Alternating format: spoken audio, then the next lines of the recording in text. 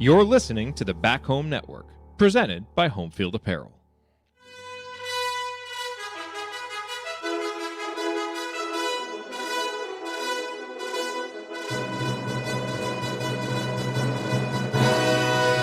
And welcome, Hoosier fans, to this week's edition of Assembly Call Radio, where each week we discuss the most important topics in the world of Indiana basketball. This is our 320th edition of Assembly Call Radio, and it is our 994th episode overall of the Assembly Call, recorded on the evening of December 28th, 2023. I am your host, Jared Morris. And let's begin this edition of the Assembly Call how we begin every edition of the Assembly Call, and that is with our Hoosier Proud banner moment. And Indiana is the national champion. When it comes down, Indiana will be champion. Smart takes the shot. The Hoosiers have won the national championship.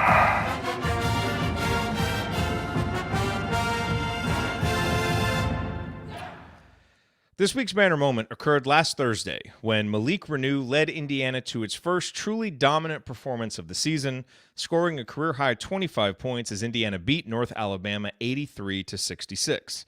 The big revelation was Malik's three-point shooting. He was a sizzling 4 for 4, bringing his season percentage to 46.7% on 15 attempts. It was essentially the difference between Indiana outperforming expectations and getting stuck in another single-digit slog. One thing we've learned about this team through 12 games is that it will go how its sophomore leader goes. Look no further than the last two games. Malik pops for 25 points and 7 rebounds while committing no fouls, and Indiana beats North Alabama by 17. In the previous game, Malik was held to 6 points and just 4 field goal attempts, playing through foul trouble, and Morehead State darn near beat the Hoosiers before a late IU escape. Obviously, the outside shooting Malik delivered against North Alabama is not sustainable, even if it was a blast to experience for one night. But it does provide a window into what Malik is capable of when all aspects of his game are clicking. If he can just continue to shoot at a reasonable clip moving forward, like 33%, it will give defenders something extra to think about that will make the rest of his offense even more effective. And Indiana sure needs his offense. With X out, Malik has become Indiana's clear go-to guy on offense. He's using 27.8% of possessions. Next highest is Mackenzie Mbako at 22.4%. And Malik has the highest assist rate on the team. With the competition about to get consistently tougher in Big Ten play, Indiana has to keep Malik on the floor. And while his overall improvement in terms of foul rate is impressive, from 6.8 per 40 minutes last season to 3.9 per 40 minutes this season, there are still too many games in which IU's preferred way to play gets interrupted by Malik having to sit for long stretches. In Indiana's 7 games against teams ranked in the hundreds or worse, Malik has 5 games with 3 or fewer fouls. In Indiana's 5 games against teams ranked in the top 100, Malik has 3 games with 4 or more fouls. For Indiana to do the work it needs to do in Big Ten play to build an NCAA tournament resume or even compete for a Big Ten title, it needs Malik on the floor as much as possible. When he's playing like he did against North Alabama, he can single-handedly lift IU to a great performance. When he's struggling like he did against Morehead State, it can put Indiana in danger of a devastating loss. We saw peak Malik on Thursday. That was an all Big Ten level player doing it all for his team. It won't be like that every night. This is still a young player learning how to lead himself, let alone his teammates. But Indiana needs that kind of availability and production to become a more regular occurrence against better competition if the rest of this season is going to be more than just a march toward a mediocre conference record. Okay, now let me introduce my co-host this week. Ryan is off, but here with me, he is the Kurt Signetti of girls youth sports coaching in Cincinnati. Seriously, Google him. He's the president emeritus of the Robert Johnson Fan Club and one of the world's most renowned bracketologists. The best of youth sports coaching, you know that we got 'em. When it comes to analytic trends, you know he can spot 'em.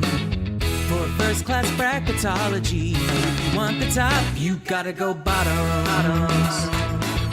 If you want the top, you gotta go bottoms. If you want the top, you All right. It is Andy Bottoms. Andy, what is your bottoms line on the last week in Indiana basketball? Yeah, well, I missed the post-game show with Coach and Tony and Ryan on Thursday. So obviously, like everybody else, excited to see this team shoot and make a bunch of 3-pointers and have a comfortable victory. would be lying if I didn't say I was sitting on my couch thinking, like, don't give up points of this lead. You need this for some of the metrics, which is really a terrible way to skew your thinking as you're going down the stretch of the game. But awesome to see a number of guys get involved, give Khalil Ware a little bit of a break for the evening, and certainly a great performance from Renew, as you mentioned. And then our family, we went to part of our Christmas gift to the kids was to go to the women's game on Friday, where we saw another shooting exhibition from Sarah Scalia, who was absolutely on fire. Mallory got her picture taken with a number of the players after the game, including Sarah. I was just hoping that maybe a little bit of the shooting touch would wear off on her when she put her arm around her for the picture. So I joked about that when we took it, and she just smiled. Just and continued to. It was funny because our memories popped up from the last time we went to a women's game a few years ago today, and to see how much things have grown since then, but still seeing the things that were endearing to my kids at younger ages then, of being able to go on the floor after the game and get pictures with them and get autographs and different things like that. The fact they still do those things. It was long lines from Mackenzie Holmes and Sydney Parrish, but they were trying to get through as many people as they could. And everybody else was just so gracious with, not just with Mallory, but with other people's, other people's kids and different things like that. Just an awesome environment, atmosphere, program get to see up close a little bit. So it was cool to be back in town just for the day, but enjoyed that as well, and got to see, like I said, a great shooting display from that team, and defensive display. Quite honestly, there was a time that Scalia had outscored the entire Bowling Green team like into the fourth quarter, because she had played so well, and they only had like 30 points or something like that. Anyway, so cool couple games for IU, and glad everybody could get the week off and be ready to come back at it for some one more bye game, but then the Big Ten season begins shortly thereafter. So excited to see what happens from here. Absolutely. All right. Also here with us, he's a longtime high school basketball coach in the state of Indiana, the founder of Delphi Bracketology, and a man who knows how to celebrate a road win in your rival's gym. Shafino! That's right, ladies and gentlemen. It is the coach. He remembers the days when a movie cost $1. Heaven help you if you ever decide to pop your collar. Play hard, but remember, fake hustle is a crime. He's the coach, and it's Tonsoni time. Coach, it is Tonsoni time. What's on your mind this week? Well, that lead-in song reminded me, my son, as a JV coach, they had a varsity tournament and had to play a consolation game in the elementary gym where the popping the collar incident between him and I when he was in 5th grade happened. And so life comes full circle as he went back in that gym and had to coach in the very gym that he got yanked by his, crazy dad. Happy holidays, everyone. Looking forward to the new year. Basketball's back. A tough couple of weeks with you had finals before the Kansas game. Then you had a bunch of games jammed in, and then you go without. And so anxious to get back to see if this team can find some consistency, at least the men's team that we're talking about, find some consistency in how they play, how they shoot. Individually, we need some players to step up and play consistent basketball, and we need to know what this Indiana basketball team is all about, and that's what we're looking forward to. We had a week to really enjoy the performance and the number of threes that went in, but we've also had the collection of games where Indiana hasn't played up to its expectations. So who is this Indiana basketball team? Where is it headed? What can it achieve? I think we're all excited to get back at games every 2 or 3 days to really evaluate where Indiana is. And hopefully we have positive answers for all of those questions going forward. But it's time to get back to basketball. Yes, it is. Time to get back to basketball. All right, here's what we have in store for you this week in segment 1. We'll roll through a few Hoosier headlines, including a name who will be on the call for the Kennesaw State game that you won't want to miss. We'll talk about that coming up, along with a little preview of that Kennesaw State game. Then in segment 2, we're going to play a fun little game, kind of analyzing some of the trends from this season. We're stealing it from another podcast, but it's a fun one, so look forward to that. And then in segment 3, of course, we will answer your questions in the mailbag. All of that coming this week on Assembly Call Radio. But first, let's talk about our presenting sponsor. HomeField Apparel, wear one for the team. And look at this, man. I'm looking in the chat mob right here, and we've got this message from Brett. It says, I recently made my first home field purchase. Look at that. Congratulations to Brett. Just an outstanding move. And Brett's is a name that I've seen around here for a while, so he's been hearing us talk about HomeField apparel. So, Brett, we're glad that you finally decided to take us up on it. We hope that you used our promo code HOME23 and got your 15% off. But look, HomeField apparel, just absolutely wonderful. This edition of Assembly Call Radio, just like all shows on BHN, presented by our friends at HomeField Apparel. And they have the largest collection of vintage IU apparel that you will find anywhere. And it's not just shirts, it's not just hoodies, it's not just crew necks. They have all that. That's kind of how they built their business. But they've expanded their product line. They've got the snapback hats, they've got the bomber jackets. And I'm pretty sure that I won Christmas this year because I got my brother the original Indiana bomber jacket that's got the script Indiana on the back and the old school IU on the front. He absolutely loved it. And that's the thing with HomeField apparel, man. Every piece has a story. Every piece is original and unique, and you feel good wearing it. And they're conversation starters. And so, I know Christmas is past, but you can still go to HomeField apparel, get yourself stuff for the winter, buy gifts for friends. They've got something for everybody there. And it's all high-quality stuff that you can wash. The colors last. Just great stuff by great people. So go to homefieldapparel.com. You can use our promo code HOME23. That'll give you 15% off your entire first order. That's promo code HOME23 for 15% off. The website's homefieldapparel.com. Wear one for the team.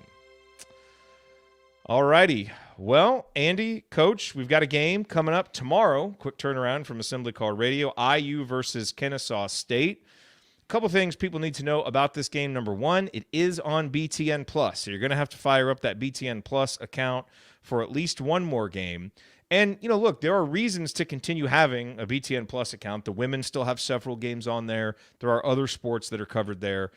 But if you're just a men's basketball only fan in terms of what you're going to buy your streaming services for, this is the last game that you will need it. So make sure that you have that ready to go for tomorrow. The game starts at 6 Eastern. And then I don't know if you guys caught this, but the announcers for the game, it is going to be an all Indiana sports media alumni crew as Austin Render, Trisha Whitaker, and ladies and gentlemen, Galen Clavio on the call for the game. I don't know that I've been this excited for an Indiana broadcast since, I don't know. It's Galen, so it's going to be awesome. Can't wait to watch that and just, maybe see if he throws us any little Easter eggs, that are kind of inside jokes from the podcast from here from Crimson Cast. But obviously those three will do a wonderful job. So if you need a little extra incentive to get that BTN Plus account, Galen is going to be on there calling the game and doing some good stuff.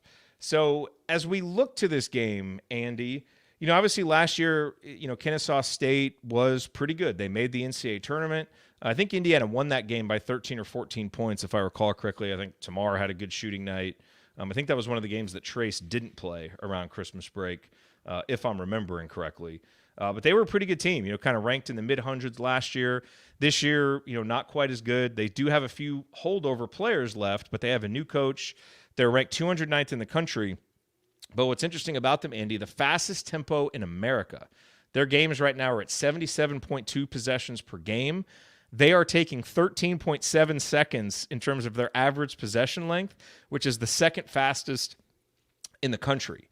And obviously Indiana, likes to get out and play fast, but certainly doesn't typically play at a tempo that fast. So what are you kind of looking for in this matchup coming up tomorrow? Yeah, it'll definitely be interesting. They're playing a much different style than what they did before, at least based on the numbers. I'm not going to sit here and say that I've watched Kennesaw State games, but their coach last year ended up moving on to South Florida. But they did have a really good season last year. Your memory was correct. They won by 14. Trayce did not play. Tamara and Hood Shafino, I think, were the only two guys in double figures, at least at a quick glance. So the coach now, Antoine Petway, is not a guy who was on that staff, so there's not a lot of holdover stylistically in terms of what they are doing. He actually, in doing some research here, was played at Alabama and has been an Alabama assistant for a while. That's why that name sounds familiar. And thus, okay. Yeah, it did to me too. I couldn't remember where he was from, but so played there, and I think plays more a style similar to what you see from Alabama teams of today. He kind of brought that style with them as opposed to them playing the way that they played last year. So whatever notions we may have about how they played IU last year can probably be thrown aside, as you said. And I think it'll be, interesting in that regard because, we've talked about IU potentially benefiting from getting out in transition a little bit more, playing a little bit faster.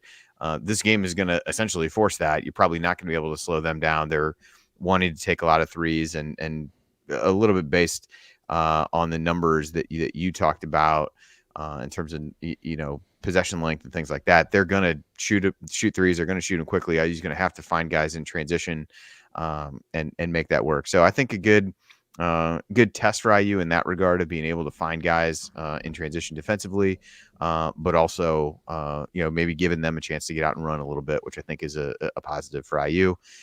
Maybe get some open threes in transition, God forbid, and see what's going on. So, so interesting to see. They've not really, to this point this year at least, played a ton of top end teams. Florida State, the only top 100 team in KenPom that they've played, and they lost by 27 based on some quick math here.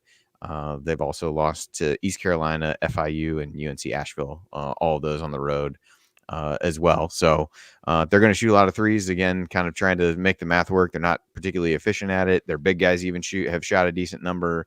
Doesn't really matter which player on the floor it is. They're willing to let it fly, and don't want to let them get comfortable early, obviously, but they're going to keep shooting them whether they make them or not. So we'll kind of see what happens. But I think it's, like I said, a little bit more like what you see from Alabama with lots of threes and attempts to get to the rim will be my guess. So put some pressure on IU defensively. Gives a different look. Not really something you'll see a lot in the Big Ten, generally speaking, but always good to be able to play teams of different styles as you go through the non-conference.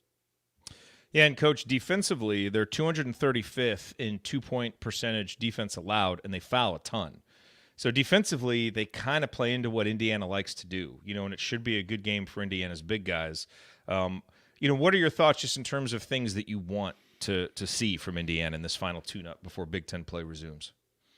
One, I'm going to harp on this for a while right now. Indiana needs to share the basketball. They still need to go inside. That's, where their top scorers are. They still need to throw the ball in the post. They still need to drive. Galloway is good scoring at the rim. They still need to attack the rim. And if Kennesaw State fouls, then that's a way to get some points that way too. You don't want to abandon that. But I thought Indiana did a really nice job of sharing the basketball inside of the scheme that Coach Woodson has. We have some really good questions in the third segment about that, and so I'll save some of those comments for then. But I just want to see continued action towards the rim, and when there's traffic, get it out to an open guy and take open shots, whether that's the three ball or that's the big-to-big ball that we've seen before. If you share the basketball and you move and you're ready to score, then shots are going to be available no matter what scheme is run. I thought you saw that against North Alabama. That needs to continue. They've had a couple of low assist games, and then they busted out to 25, and it corresponded with them hitting a lot of outside shots and then feeling free to do that. So that's what I'd like to see offensively. Defensively, I want to see how well they guard the three. And do they stay, are they worried about penetration and giving out the kick out three, or are they going to stay closer to the 3-point shooters? They have shown at times to make that adjustment, a slight adjustment, where they're coming off the nail against teams. I forget which game it was. I thought that was a really good adjustment where they came off a little bit and stayed tighter to shooters. They've also adjusted some of their switching at times within games and from game to game. So I'm really going to see the scheme that Coach Woodson and staff has for a team that likes to play up tempo, likes to shoot a lot of threes, or are they going to stay true to what they do and guard that nail and dare them to score from the outside? Because I don't think this is a game you could really trade twos for threes if a team gets hot. That's the only way a Kennesaw State can stay is trading twos for threes. Our strength against their weakness, against our weakness guarding the three somewhat, and they don't shoot it well. They're not super efficient, but we've seen that teams can get hot, and that's a way for a less talented team to stay hot. So I'd like to see a little adjustment to disrupt the 3-point shooting a little bit more and dare them to come inside against our bigs. Yep. Either way, just a big opportunity for Indiana to get another victory, build some momentum. More importantly, hopefully have a win where you beat analytic expectations, which should help in the net and some of the metrics. Indiana currently favored 88-75 at KenPom. So if you're looking for, okay, what does Indiana need to do to kind of outpace the expectation? You want to win this game by 13 plus, and anything that you can win over that obviously is going to be beneficial for the Hoosiers. But number one, got to get the win. Got to get the W, continue to avoid those bad losses. And then if you're playing well, hopefully get as big of a margin as possible. The other big news, guys, hopefully you were paying attention to the NBA a little bit over the break, because Trayce Jackson-Davis has announced himself as a legit NBA player. So his last DNP came on December 16th.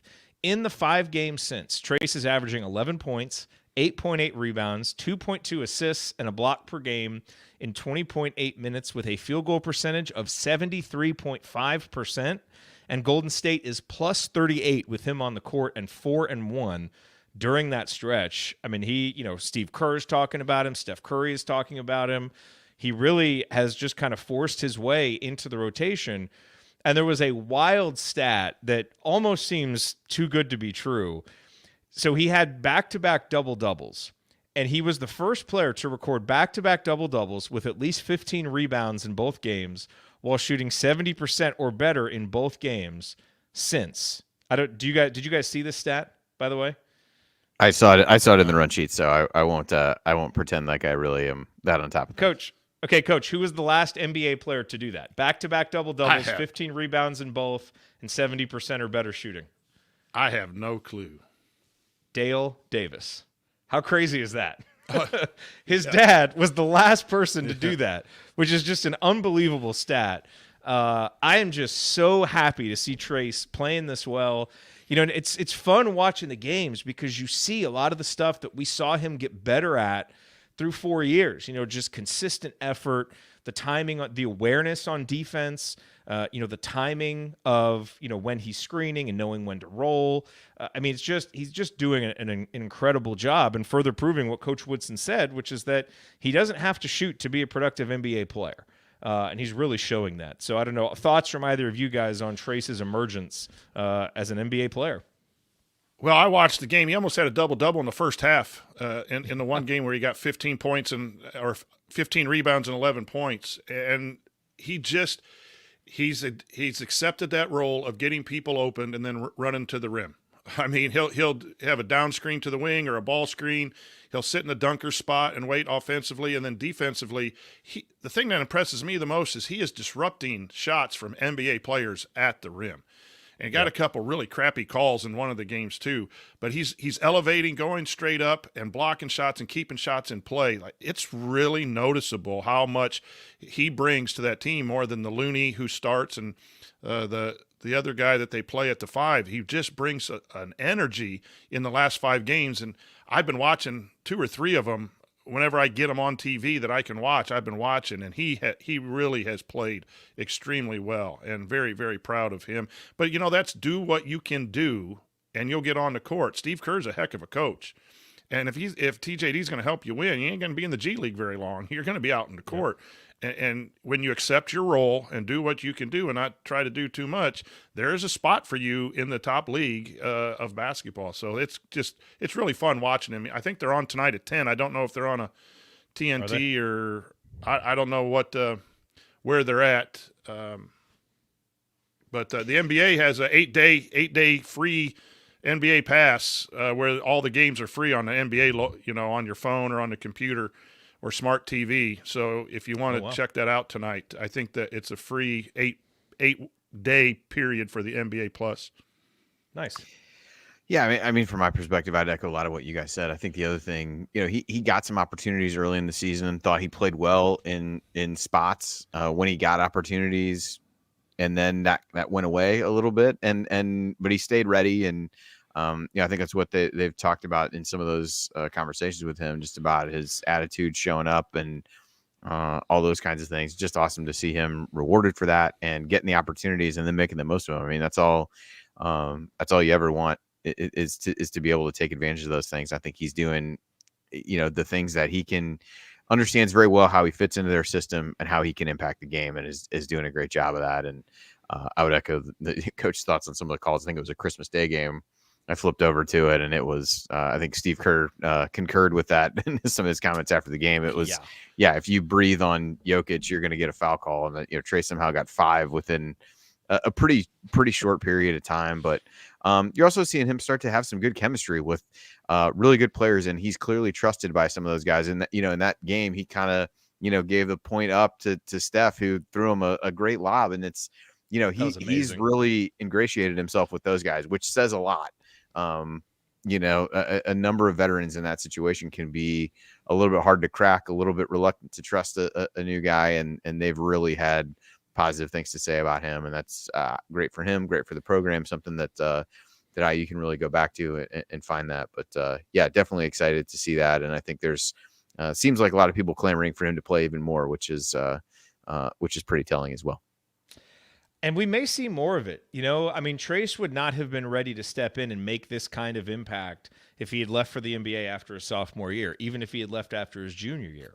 But he stayed, got accolades, became a legend at IU, made NIL money, and now he's making an instant impact. You're seeing it with Jaime Jaquez in Miami.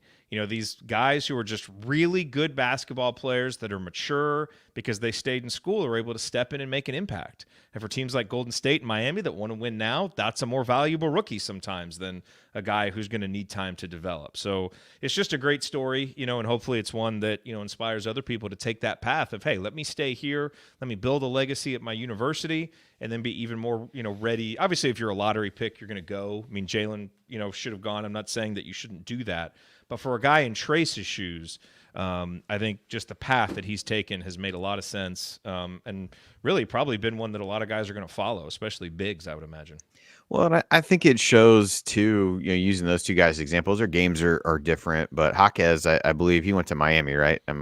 Just to make sure I'm not totally botching that. I think it speaks a little bit to good organizations being able to, I guess, overlook is how you'd say it, the fact that these guys stayed in college and not viewing that necessarily as a negative, and understanding that there's a place for them in their system and that they can play, and they're not getting too hung up on some of that. I think you have some organizations who would not be willing to take that risk, take that chance on guys like that. But like anybody who watched Jaquez play is like, that dude can play. Yes. He was going to figure it out. And there's, it's just interesting to see, like, those are two examples, but those are two organizations that have a pretty clear philosophy and have done things well for quite a while in terms of doing that. So maybe not surprising that those are ones who are not shying away from taking guys like that. So the last thing I want to mention, and we don't need to spend a whole lot of time on it, but it is relevant Big Ten news. Coaches are always worried when guys go home for Christmas break about what can happen, and a lot of times that's, hey, is someone getting in your ear because you're not playing enough, or do you just eat too much and you get a little bit out of shape? And then there are the worst fears, and Michigan State experienced those worst fears when, and no pun intended, when Jeremy Fears, their freshman point guard, was shot in the leg while he was home.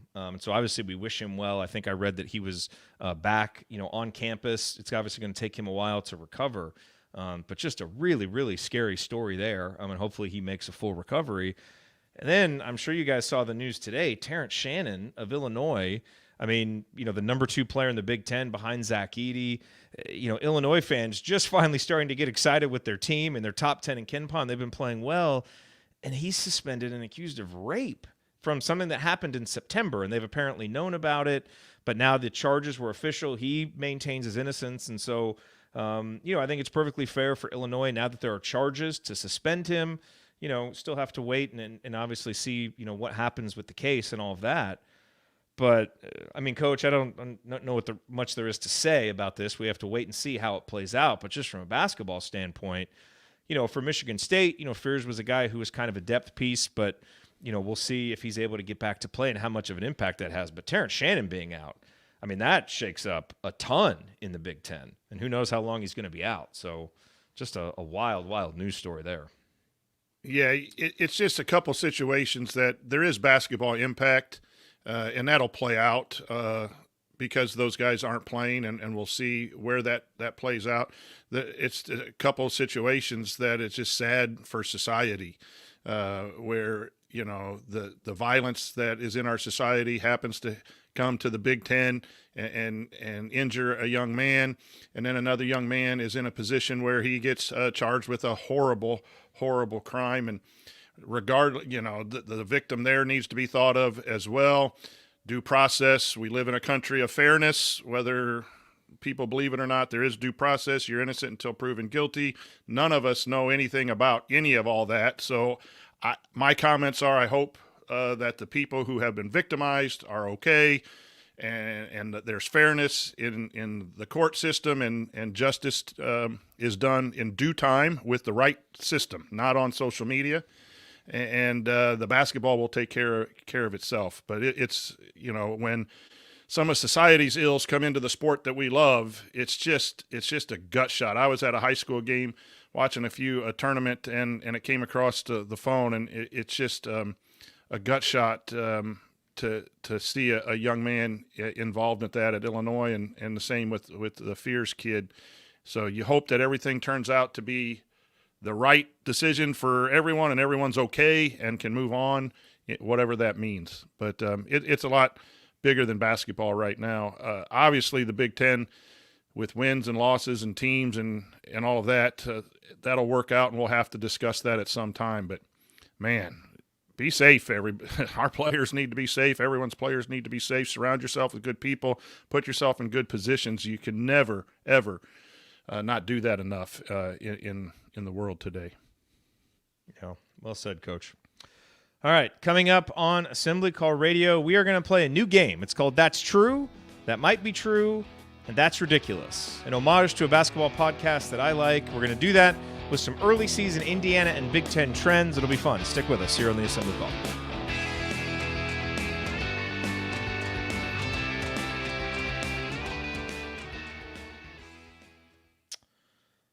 All right. Hello, everybody. Nice to see this kind of turnout. The Thursday after Christmas, before New Year's Eve. I know y'all have a lot to do, but we appreciate you being here with us. Felt like it had been forever since we'd done a show. That was one of the longest breaks. That's one of the longest in-season breaks I think we've ever had, because there was nothing around that Christmas time. Usually there's like a game on the 23rd, or like I don't know. There'll be like it'll be a Thursday will catch, and we'll need to do AC radio. So that was a nice little break, but I'm ready to be back and, back at it. AC radio tonight, game tomorrow. Galen's on the call. I mean, we're just jumping right back into this thing. So it'll be fun. We got our meetup planned, and that's, That's right. Getting some social media love, a lot of good things. Yeah, by the way, So if you haven't heard that, just real quick, let's remind everybody, February 3rd, the Penn State game, that is when the meetup will happen. So we're going to be at that game. We'll be there all weekend. So Friday night, we'll be out. If you're there, we'd love to see you. Saturday, then, we're going to do the game and then do our official meetup at Upstairs after the game. It'll start like an hour, hour and a half after, probably however long it takes us to walk over there. But there will probably be a watch party there during the game. So just go to Upstairs. Support those guys. It's a great place. It's remodeled. If you haven't been there in a while, it looks great. So we're really excited to work with them and have that event. Should be fun.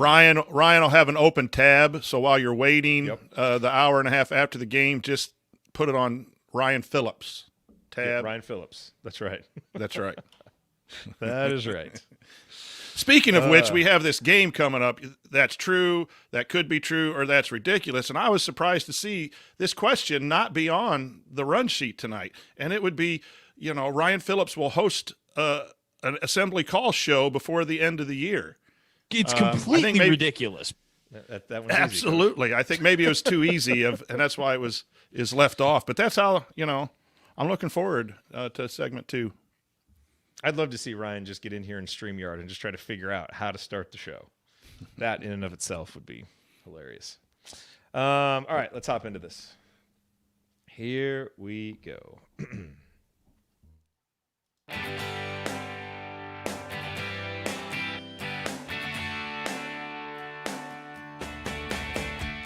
Hi, this is James Blackman Jr.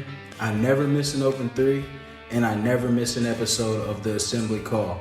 Join Jared, Andy, Ryan, and Coach after every IU basketball game. Go Hoosiers. Thank you, James. Welcome back to the Assembly Call. I'm Jared Morris here with Andy Bottoms and the coach Brian Tonsoni. And James' little brother, Jalen Blackman, starting to put up some numbers at Stetson, shooting the ball well. Interesting player there for Stetson. So I don't know that he's playing a whole lot of defense. He is a Blackman after all, but he is filling it up, man. He's shooting like 44% or something from three. So I don't know. Name to keep an eye on, perhaps, if he decides that he wants to move up. Could Indiana be in the market for a shooter of his ilk? And you kind of look at it, and this will be a topic for another day. He's clearly not as good as Tyson Walker, but you kind of look at some of his numbers, and he's, kind of that kind of player, almost like a poor man's Tyson Walker. So if you could get a guy like that for Indiana, given what we need, I don't know. Interesting. Something to think about. All right, so we're going to play this game. We're going to try it out here. It's called That's True, That Might Be True, and That's Ridiculous. We are stealing this, ripping it off from one of my favorite NBA. It's really my go-to NBA podcast. It's called The Mismatch on the Ringer. Do either of you guys, Andy or Coach, do you listen to The Mismatch? So it's really good. It's Chris Vernon, who is a Memphis guy, and he covers the Memphis Grizzlies, and then Kevin O'Connor, who writes NBA stuff for The Ringer. I like it on multiple levels. One, it's just good NBA talk, and it's kind of how I keep up with the NBA. But just as someone who hosts podcasts and helps develop podcasts and helps coach podcasters, they just have awesome chemistry. And just the way that they do their show, they've got a lot of inside jokes, and it's just a really good show. Really, really well done. So if you're looking for an NBA show, I recommend it, because I think the two of those guys, I don't always agree with them, but I just think they do a really good job and put a fun show together. And so this is one of their gimmicks that they'll do every now and then. Chris Vernon will come up with something, and then Kevin O'Connor will get to say, okay, that's true, that might be true, or that's ridiculous, and it's not even worth discussing. And so I have chosen 5 of these. Coach or Andy, if you have any later, or chat mobbers, if you have any that you want us to cover at the end and we have some time, we will hit those. But I will present these, and then you guys can tell me that's true, that might be true, or that's ridiculous, and defend your point. So let's start with number 1, and that is Mackenzie Mbako is still the favorite to be Big Ten Freshman of the Year. Mackenzie currently 9.7 points per game, 4.2 rebounds per game in 22.7 minutes. But over his last 7 games, in which he has all double-figure games, he's up to 13 points per game and 5.3 rebounds. And if you're just looking at some other freshmen who have been playing well, Cohen Carr is averaging 5.3 points for Michigan State. Cam Christie from Minnesota, really having a nice start to the season. That's Max Christie's brother. He's scoring 11.5 points per game in 26 minutes. Owen Freeman for Iowa is at 9.5 points per game. Scotty Middleton, Ohio State. A little bit of a slow start, but he's still a name in there. John Blackwell from Wisconsin. Gavin Griffiths from Rutgers. Those are some of the other guys who I think would be in the mix. But, Coach, we'll start with you. True, might be true, or that's ridiculous that Mackenzie Mbako is still the front runner for Big Ten Freshman of the Year. I think that might be true, leaning towards true. He's right there with a bunch of them, but I think winning is going to matter. You got a bunch of guys around 9 to 11 points per game. The Christie kid is in Minnesota, and they're going to struggle. If Indiana can get, 10, 11 wins, I think it's going to head towards Mbako. But the Wisconsin kid right there, with Wisconsin being, right now a 3 or a 4 seed, 5 seed, something like that in the NCAA tournament, winning some games, that's the one that could possibly take it. So I think that could be true, that he is the favorite or will be the favorite going forward. But I think there's enough other people around that it's not that he's not the favorite right yet. I don't know that there is a clear-cut one in my mind. Okay. Andy, is it true, might be true, or that's ridiculous? I tend to agree with Coach, but given my predictions about Mbako before the season, I'm going to say that's You're true. all in, man. I'm going to say that's true. I might as well just – It's going to happen. It looked real shaky there for a while, Andy. But I know. You've had a comeback here lately. I think some of the things I said are still going to be hard to happen, but we'll see how it goes. But I think what you've seen, he's it seems like he's coming around. We've talked about that a number of different games. From an effort standpoint, that's been there. The shot just needs to fall a little bit more from 3, but the number that he's rimmed out in terms of misses seem disproportionate to what other guys have done. So I think he's continuing to kind of figure things out. Thought he made some nice passes in the North Alabama game, although they were 96-mile-an-hour fastballs in a couple of cases I think guys couldn't actually get to. But, he's reading the right things and seeing the right things in the game. I think that's important. I think you've seen improvement from him from a rebounding perspective. And as you give him other opportunities to be able to put the ball on the floor and get to the basket, he can really excel there. We've seen what he's been able to do at the free throw line. And so if he's able to continue his scoring pace and do some of the other little things along with it, I think there's certainly a chance that, that he becomes a front runner. And I was surprised to look at, even from an efficiency standpoint, he's at 107 offensive rating right now, which is actually just slightly above where Malik Renew is. That's not perfect by any means. We're still only, a handful of games, 11 games in, whatever it is, 10, 11 games. But, despite feeling like he struggled at times, still been relatively efficient. I think the free throw shooting helps that, being able to draw fouls and some of those things. So I think he's on a really upward trajectory and has did a good job in both of IU's Big Ten games already, which I think if you look at a guy like Christie, he, didn't play as well in those games, hasn't played well in some of their game, the only couple games they've played against even moderate competition for Minnesota. So if you're looking at it just based on a scoring standpoint, I think that, his numbers will probably come down a little bit. So I'm still bullish on him. I think IU needs him to play a bigger role and look for his current progress to continue. Yep. Okay, number 2. Is this true? Might this be true, or is it ridiculous? Indiana is the worst program in the Big Ten at using the three-point line. Currently, Indiana is 356th in attempts on offense and 268th in percentage. Defensively, Indiana is 312th in attempts allowed and 178th in percentage allowed. Andy, we'll start with you, and we don't need to get into all the other numbers. Just suffice it to say, at this point, that's the worst combination of numbers in the Big Ten, but this question is really kind of looking forward to see if you think that will persist. So Indiana is the worst program in the Big Ten at using the three-point line. True, might be true, or ridiculous? It's definitely not ridiculous. Damn. I think we can take that one out right off the top. I probably would have said true with limited hesitation before the North Alabama game, and maybe it's saved this question for right after the North Alabama game. So I'm going to say that might be true, but probably leans toward being true.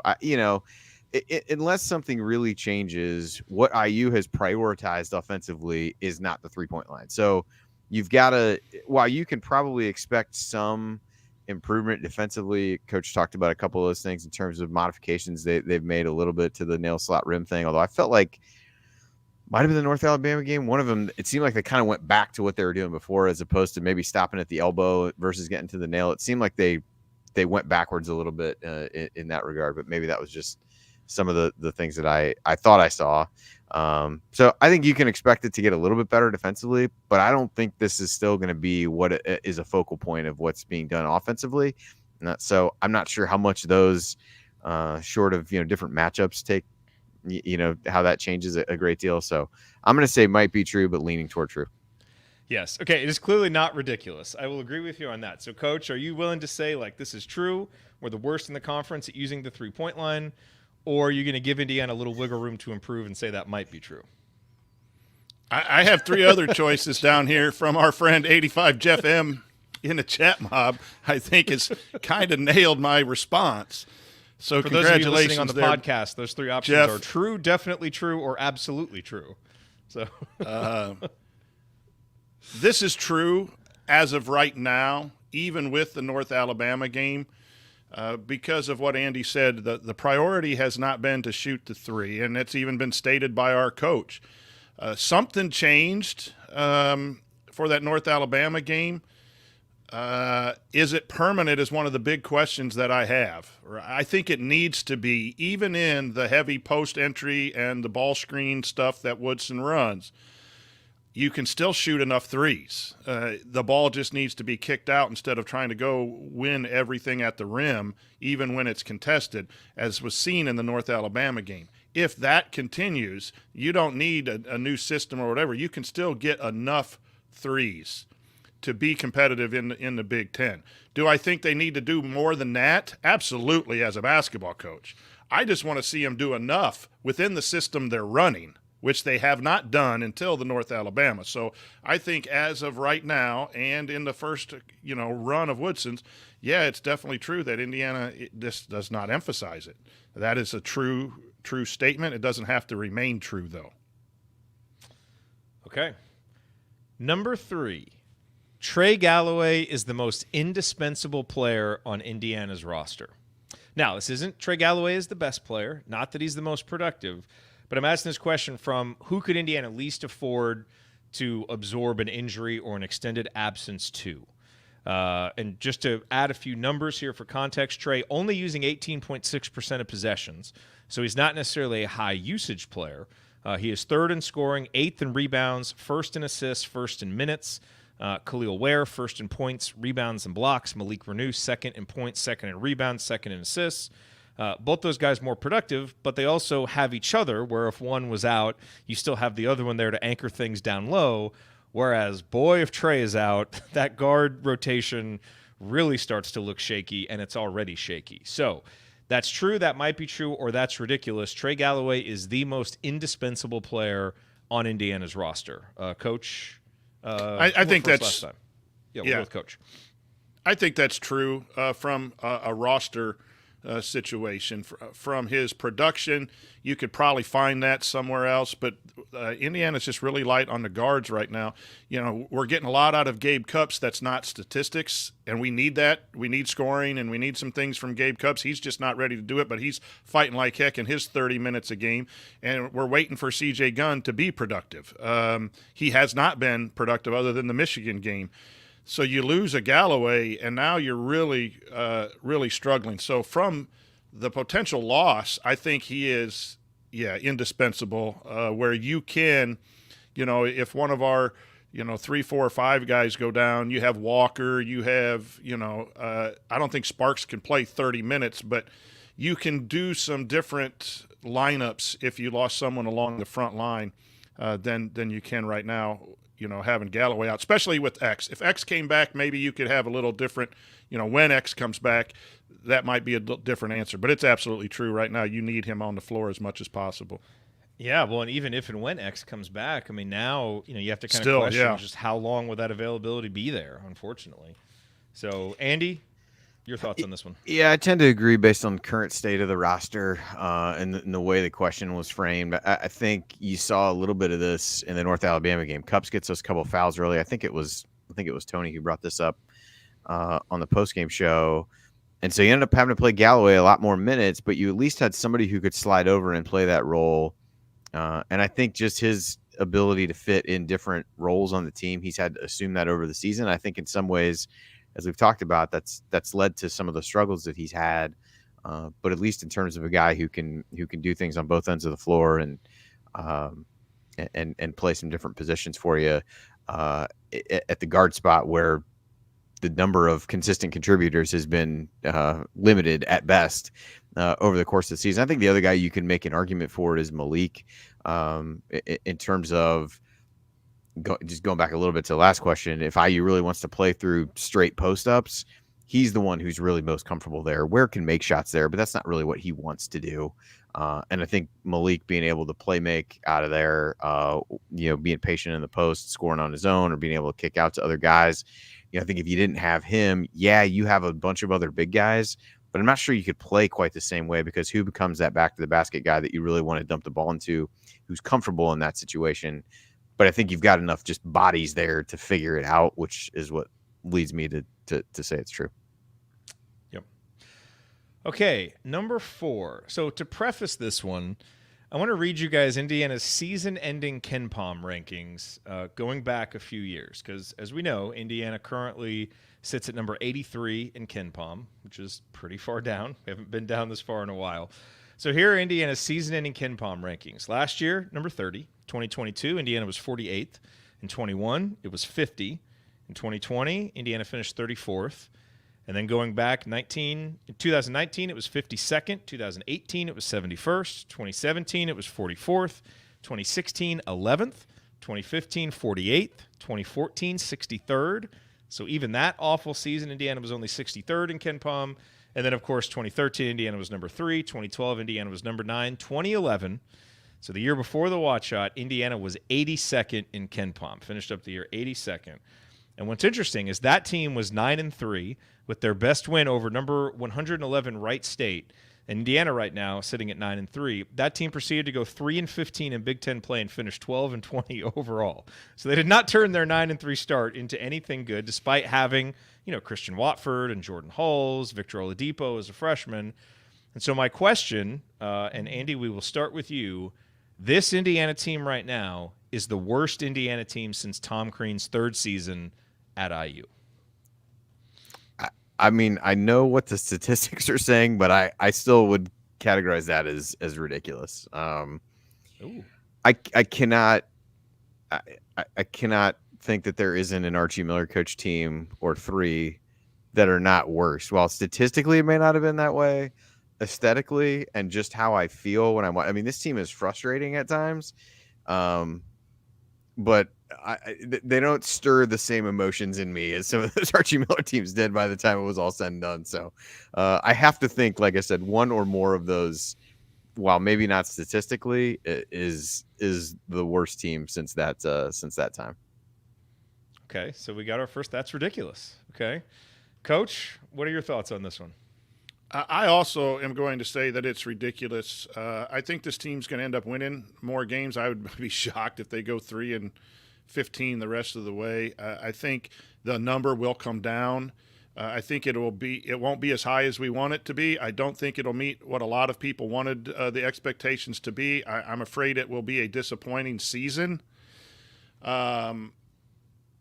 Because I thought, we're talking 5 through 7 seed, and now it's looking like just please make the tournament. So I think, but to say it's the worst team right now, the number is right there with that team. I get it, but I think that's a ridiculous stat, because I think this team's the water's gonna find its level, and Indiana's gonna play better. But maybe the first 11 games have put it in such a position for NCAA purposes that it's going to set us up to be a little disappointed. And if we're in the mid-50s or mid-60s, that's going to be one of the worst teams, but not the worst teams. So, yeah. I find that to be ridiculous at the moment. Yeah, I'm with you. Just because I wrote these like this doesn't mean I agree with them. They were written for conversation. Look, this team obviously has to get better and improve some of the things, but at this point, I'm with you guys. I certainly would pick this team to beat some of those other teams that ended up with better KenPom rankings. But, we always knew this team was going to take a little while to gel and come together. We're starting to see some seeds of that. And if that happens moving forward, then that KenPom ranking will surely rise along with it. Okay, here is our last one. Very curious to see what you guys think of this one. Okay, remember, it's true, might be true, or that's ridiculous. It is time to start giving some of CJ Gunn's minutes to Anthony Leal.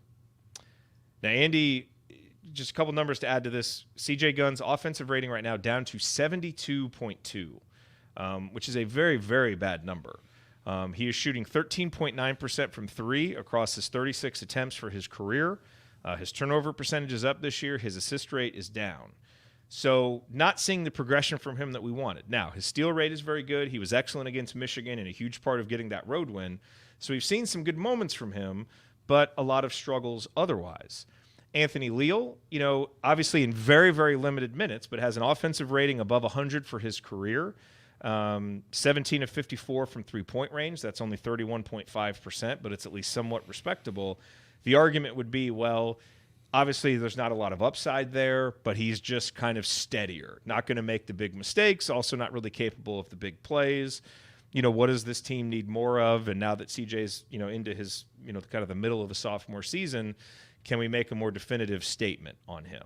So it's time to start giving CJ Gunn's minutes to Anthony Leal. Is that true? Might be true, or that's ridiculous. So I just want to clarify something, because you have it written in the run sheet as giving CJ Gunn's minutes to him. You said some at one point in the lead into this. So how would you frame it? Because that will probably dictate some. My answer. Let's go with some. I don't think anybody's going to give all the minutes. And there's certain defensive matchups where you wouldn't do that anyway. So let's go with some to make it a reasonable discussion.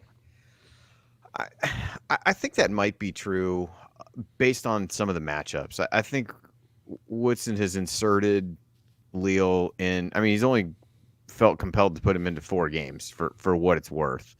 And I think part of the North Alabama thing was, he only played 6 minutes in that game. I think a little bit of that came from, Cupps having some foul issues. Auburn, I think he played a lot because the game was out of hand. I think there are situations and matchups where that might make some sense. I think the challenge becomes you're giving up a lot defensively for a coach who emphasizes defense. We can say what we want about how good this team's defense has actually been. But CJ Gunn does have some good on-ball defensive skills. And, it becomes a situation of, does he get better by playing fewer minutes, giving him less opportunity to get into a rhythm? We've talked before about, is he better suited to try to find minutes with, some different lineups and some of the starters and mixing him in there so there's a little bit less pressure, a little bit less need for him to take shots.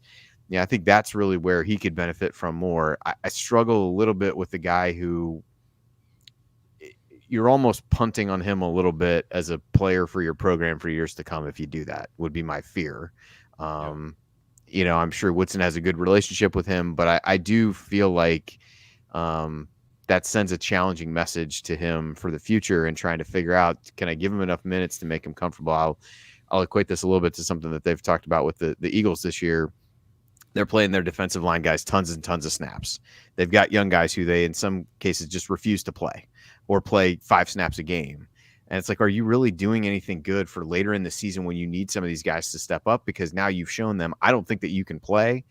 And by doing so at the same time, you've run your starters into the ground, and now your pass rush is terrible in the case of the Eagles. So I think you got to look at the whole picture here. I think you can look at situationally and say, yeah, there's times that you would do that. I just don't think on the whole you can do that a ton, because I think it really jeopardizes what you think you're going to be able to get out of CJ Gunn in the long term. And maybe that's a decision they're willing to make, but that would be my biggest concern with tipping it too far in that direction. And you're taking away opportunity. It almost becomes a self-fulfilling prophecy at that point. You give him fewer minutes, he looks even less comfortable, and then you feel vindicated because you gave him fewer minutes. Well, is that really why? The chicken and egg argument, all those kinds of things. So that's the way I would lean. But I do think Leal has shown enough to be able to say, hey, there's situations that it might make sense to go to him. And I think that's okay too.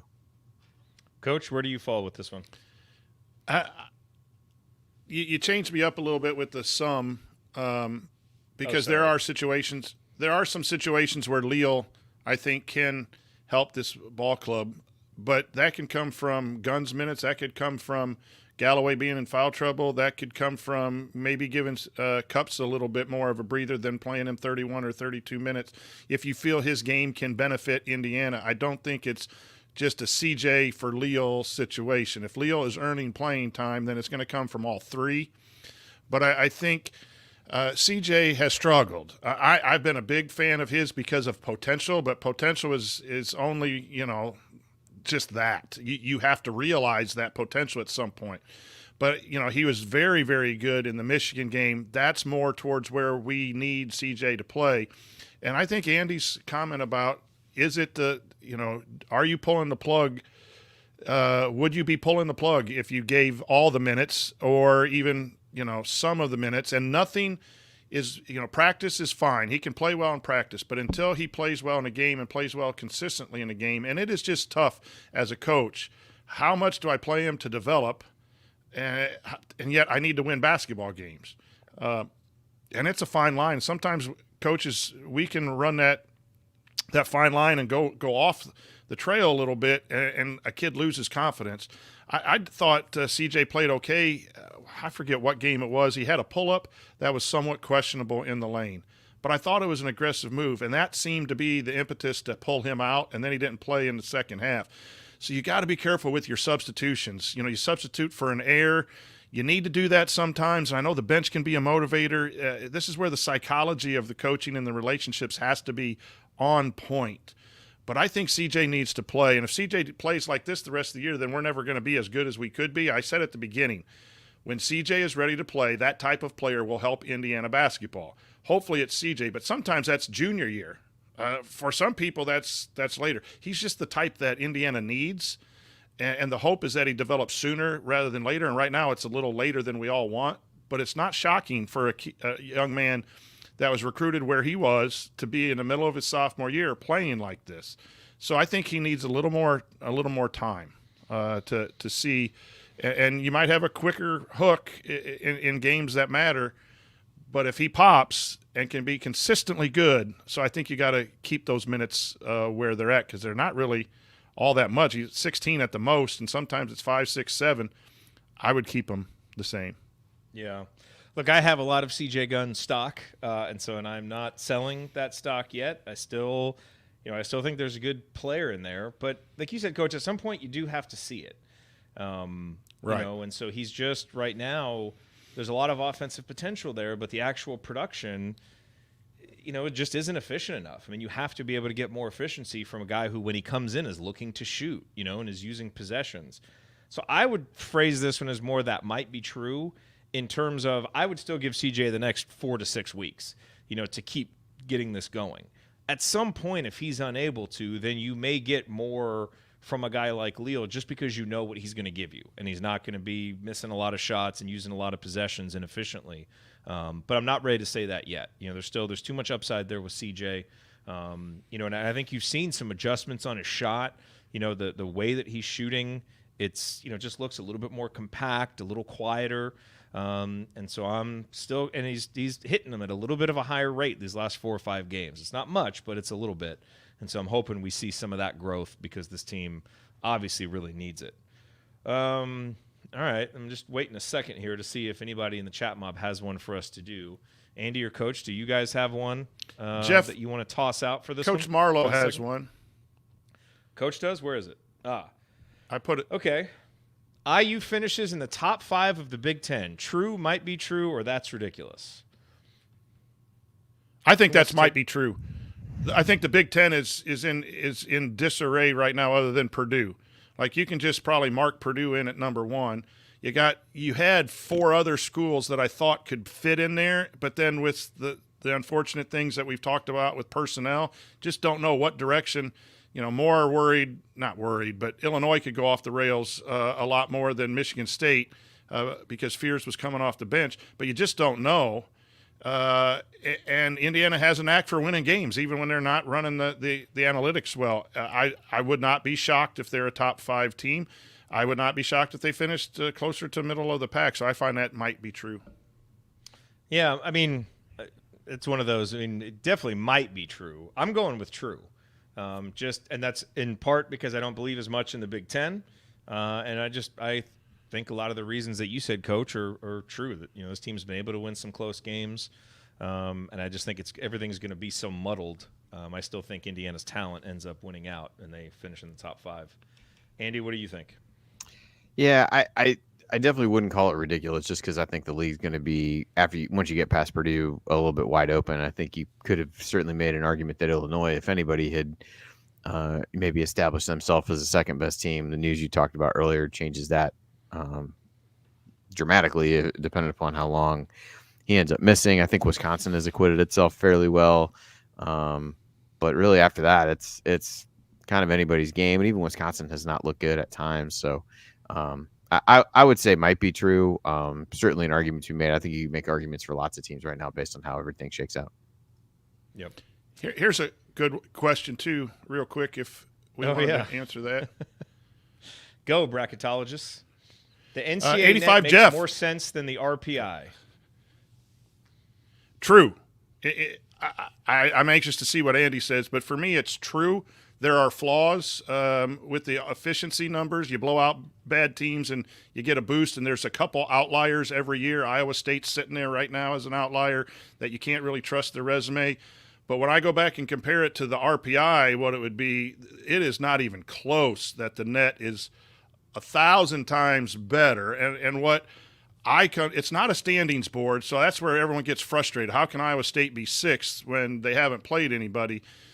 And I would like to see the NCAA tweak it a little bit to put some parameters on who you play and your offensive efficiency, maybe some caps or something. There has to be a little bit better net, but the net, to me, produces a better list of teams. It takes in what the RPI did and then how you play analytically too. I just think it's true. But I think that's a good question that we just need to share that knowledge. Andy, I don't know if you agree or not with that. Yeah, I would. The hard part becomes everybody's looking at it now on a day-to-day basis or whatever else, when the reality is when you want to look at it is at the end of the season. And at the end of the season, did the teams that tend to float toward the top feel like the ones that are the best teams? And I think generally that ends up being true. So your Iowa States of the world, as Coach mentioned, they have really gaudy numbers now because they've blown out a bunch of bad teams. Well, guess what? They're going to start playing in the Big 12 pretty soon, and we're going to find out real quick if they're any good or not. And if they aren't, and they start, underperforming to what the expectation they've set, that all kind of balances itself out. Any system realistically is going to have ways to quote unquote game it. You saw teams do that with the RPI. You saw leagues do that with the RPI. I think that the gaming with the net is basically just beating the hell out of people. And so what we've seen so far is the teams are incentivized to do that in some ways. And yeah, you'd probably like to get away from that. I think to Coach's point, maybe you can make some tweaks to it. But I think when the dust settles at the end, I think you're still finding that worthy teams are ranking highly in the net. And so if you look at it right now, or even in a week from now, you can shoot holes in it for as much as you want, but I just don't, I think when it's all said and done, cream rises to the top and it takes care of itself. Here's the top 5 in RPI right now: Purdue, Clemson, Memphis, FAU, and San Diego State, with Utah State 8, Colorado State 10. Compared to the net, Houston 1, Arizona 2, BYU outlier 3, but Purdue 4, Tennessee 7, Connecticut 8. I think when I do a comparison, at least, and I do think, Andy, you're absolutely right. We look at it now because that's what we do, but you got to look at it more in late February. That's a good question. And yeah, well done. That was fun. Yep. That was fun. And thanks to Chris Vernon and Kevin O'Connor for the idea. Listen to The Mismatch. If you're into the NBA and you want a good show, that would be my recommendation. Always enjoy those guys. Okay. Coming up on Assembly Call Radio, it is mailbag time. As always, you all came through with some great questions, and so we will get through as many of those as we can. Coming up on the Assembly Call. Stick with us.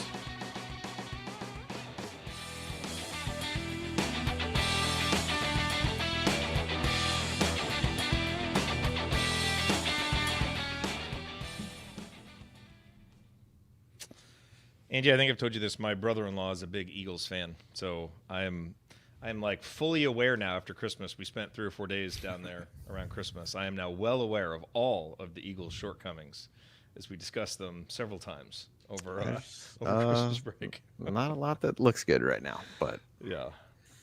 Yeah, it's funny. There's a podcast I listen to of them, and the two hosts have been like on this basically week-long debate about whether last year means anything, and all these different things. So it's actually like they do a really good job, and they usually disagree enough to make it interesting. But yeah, it's just some of the things they've done over the course of the season, I think, are kind of coming home to roost. Even some of the roster decisions and things like that, where they're just having to pull linebackers off the street and do different things like that, and what they've chosen to invest in and not invest in, the ways that they've doled out snaps where these guys are playing so many snaps, and it's like your pass rush is terrible at this point, even against bad teams like the Giants. And so everything that you do has ramifications later in the season, and you got to figure out what you're willing to live with, whether that be from and you see the same thing with IU, right? Like roster construction in terms of what they've prioritized. It's no different than looking at an NFL team where it's,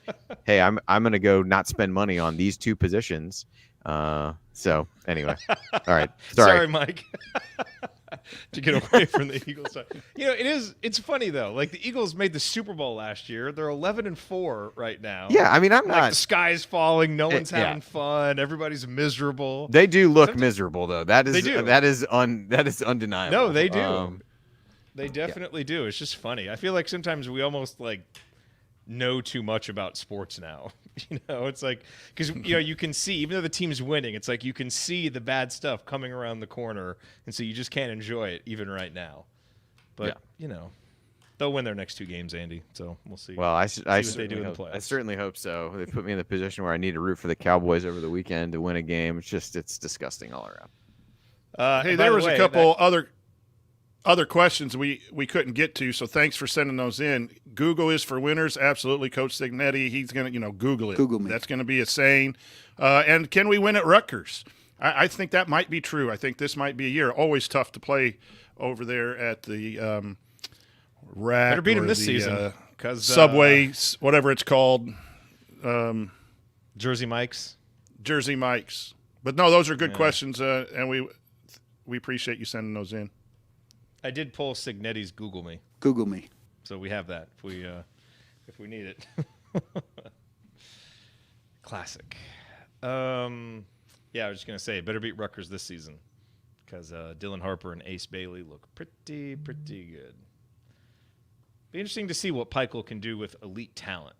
It's always interesting, those coaches that are kind of the underdog coaches and they play the grinded out style and the tough physical defense, but then you win enough so you can recruit at another level. Now, what do you do with the more talented guys? And not that, Dylan Harper can't, be a grinder and play tough defense. I'm sure he can, but it'd just be kind of interesting to see if their style still works and if Pikel's able to adjust to better talent. Hopefully not. That would be my answer.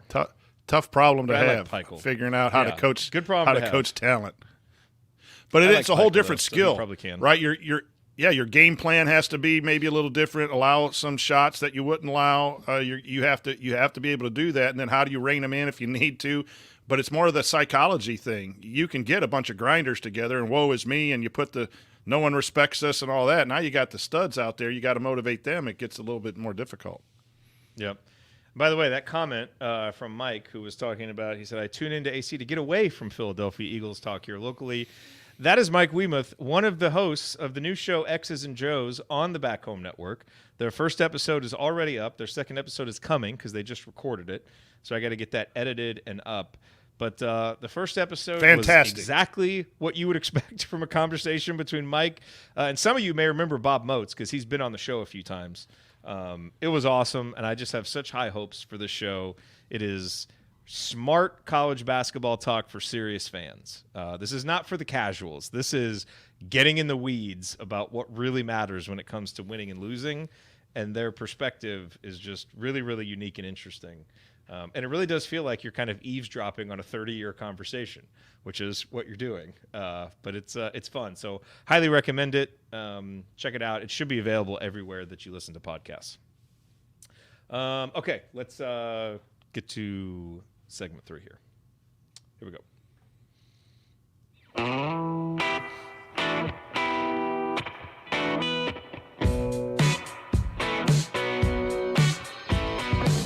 This is Nick Zeisloft. I never miss an open 3, and I never miss an episode of The Assembly Call. All right. Thank you, Nick. You are listening to The Assembly Call. I'm Jared Morris here with Andy Bottoms and the coach, Brian Tonsoni. And it is time now for our mailbag. All of these questions submitted via our private IU basketball discussion community on Substack. You can learn more about that at our website, assemblycall.com. Just go right there. Make sure that you subscribe. There is an entire paid premium section that you can pay to join, and when you do that, then you can get access to submitting the mailbag questions, Coach's Corner, Tony's IU Film Room posts. All of that is there, but you can also just get a free subscription and participate in conversations and get our weekly Six Banner Sunday news roundup and other stuff that we do there. But most importantly, just go to assemblycall.com, get on the email list, and that way we can communicate with you regularly when there are new things to say outside of just the regular rhythm of the show. So that's assemblycall.com. All right, let's hit a couple of these questions. Andy, I know that you have to leave soon, so we'll hit a couple bracketology-related questions here right off the top. Rick says, I realize it depends on who you beat, but what do you see as a minimum number of Big Ten wins that IU needs to make the tournament? Where are you putting that number right now, Andy? Well, I'm going to probably use this as a way just to talk through a little bit of some of this, and I can throw it to Coach here. We've emailed about this a little bit. So if you look at where the remaining games as the net sits right now, which again, as I just said, things will move around a little bit, so take that with a grain of salt. So IU's got 2 in their back pocket. The 2 quad 3 Big Ten games that are out there are Penn State at home and Minnesota at home. You can't afford to lose either of those, so that puts you at 4. You then have 8 quad 2 games. The kind of low end of those is at Penn State, which is very much on the border of that. I would argue Minnesota's net is a little inflated at this point. Probably don't want to lose to either of those teams that are really widely thought of as not tournament teams. So that gets you to 6. So your remaining games in that, quad 2 bucket are home games against Michigan State, Nebraska, Iowa, and Northwestern, and road games at Rutgers and Maryland. You need to win some games on the road and show that you can do that to be able to win it. So I don't know that they need to go 8-0 in that quad 2 bucket, but I'm not so sure you don't need to go. I think 6-2 is probably a minimum. I would say. I don't know, Coach, if you have other thoughts around that particular bucket, but at least that's how I'm thinking of it to try to get through here. So I'm going to say 6 unless you have a vastly different opinion. All right. So let's say you get 6. Go ahead. Keep going. Okay. So let's say you get 6 there. You've got 2 in the quad 3 bucket and the 2 that you already have. So that puts you at 10. So now you've got 8. You also have 8 games left that sit in quad 1 today. So you're home and home against Purdue. You're home and home against Wisconsin. You're home and home against Ohio State. And then the other 2 games are at Illinois and at Nebraska. I think if you can't really lose all 4 road games or all 5 of those road games, because that pretty much shows you can't beat anybody good on the road, would be my general sense of that. So you really can't do that. Probably need to win, 2 of the 3 home games in that bucket. So let's say, I'm inclined to say you need to go 4-4 in those games. Is kind of where I would shake it out. I don't know, Coach, you have other thoughts in that regard? I was saying 12 with winning the right games, and you've laid out the recipe for winning the right games and getting to 12-8 in the Big Ten as an absolute, minimum. I think Indiana got in, and it all depends too on who else you're comparing to at what seed line or on the bubble, right? But when Indiana was a 12 seed play-in, I think they had 4 quad 1 wins and 4 quad 2. I don't have that information called up, but it was somewhere around that. Last year they got a 4 seed. They had 6 quad 1 wins and 6 quad 2 wins, and they're just sitting with one the Michigan game as a quad 1. So you have to take advantage of your opportunities and build that up, and then you have to have a comparable or better resume than those teams that are sitting around that 10, 11, 12 seed line. So saying that there's a magical number of wins in the conference might not get it done. Saying there's a magical number of quad 1 wins doesn't even get it done. If you have 3 quad 1 wins and the teams that you're being compared to have 5 or 6, then you're going to be lower on the selection. So there's so much time to see how this plays out. Then you have, Andy, all the teams that are in the mid-60s and 70s that with the 3-game losing streak can fall out of a bucket, as you mentioned it. And then Illinois, with its turmoil, can fall from a quad 1. Who knows what happens when you lose your best player overall. So, yeah, as it sits today, I say Indiana has to go 12-8 in the Big Ten to have a shot at the tournament. And that's winning some of those games in those buckets, as you've mentioned, and winning some road games in order to make the tournament. But you're looking at a 10, 11, 12 play-in game scenario at 12. To get higher than that, you really got to do some damage against the top level of the Big Ten. Yeah, I think the way that I define that would put them at 14. Because the other thing that we didn't mention, we mentioned it on the show, we didn't mention here, IU has nothing in the non-conference to hang its hat on at this point, other than not losing bad games. Now, all 3 of the losses are in like the high end of quad 1, which is not a bad loss, but you just don't have anything. So I feel like the pressure is on to do even more in the conference in that scenario. So I might lean toward 13 or 14, which would be more than coaches. So that maybe more than what people want to know. The other thing I was going to say, he touched on, though, you do have a number of teams who are kind of around the fringe of some of these areas. Even if you look, Northwestern as an example, they're 71st. Well, the cutoff for quad 2 home games is 75. Are they able to stay in there? And based on how the Big Ten has done, if everybody just kind of beats up on each other, everybody probably drops a little bit. So you just got to try to figure that out. So that's my very long answer to the question, but I think it's helpful for people to kind of understand like where the games get bucketed, and just winning all the games you're supposed to win isn't enough at that point. You got to be able to do something. This team has to prove that it can beat teams that are thought of highly, ranked highly, whatever you want to say, because they missed out on those chances to do it in the games they had against those teams in the non-conference. Just to follow up quickly, road wins. The win at Michigan, if Indiana's going to get in, the win at Michigan, we've seen some bubble teams where it's come down to they have no wins. Rutgers a few years ago had no wins on the road, but maybe had a resume that they could get in. So there's a plus. Also, Indiana's only played 4 quad 4 net games. I think Kennesaw State might fit into that. I don't know where their net is. It's like 200 or something, 190. So that's going to be a quad 4. But compared to some of the other teams that we had, that I'm looking at on the bubble, 7, 8, 2. So strength of schedule is something that you might not. The analytics have to be there. And then the other thing is, I think what's the highest net to get in? 77 at some point. And they had some Rutgers at some point. Huge they were wins. They had some really ugly. They had a couple really ugly losses that drove it down, but they had some big ones. I think that was a team that won at Purdue. It had some of those kinds of things, if I'm remembering correctly. So your net analytics has to be better too to get into the range of discussion for inclusion. Andy, before you leave, let me ask you guys one more bracketology question as it relates to injuries or player absences. So Indiana plays Nebraska January 3rd. Their new big guy, is it Rink Mast? Is that how you pronounce his name? He's injured and may not play. Obviously we talked about Terrence Shannon being suspended. Who knows if he'll be there for the Indiana game. Say Indiana wins at Nebraska, say Indiana wins at Illinois. Would those wins be discounted if Mast isn't playing, or if Indiana wins at Illinois and Shannon isn't playing? Like, would they look at that and be like, yeah, they won at Illinois, but how does that get taken into account? I tend to think that where they do take things into account, it's more of who you were missing than it was teams that you beat that were missing somebody.